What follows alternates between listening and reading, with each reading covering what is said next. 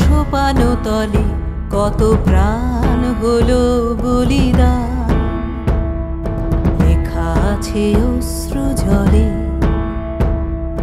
মুক্তির মন্দির সোপানো তলে কত প্রাণ হলো বলিদান, লেখা আছে অশ্রু জলে।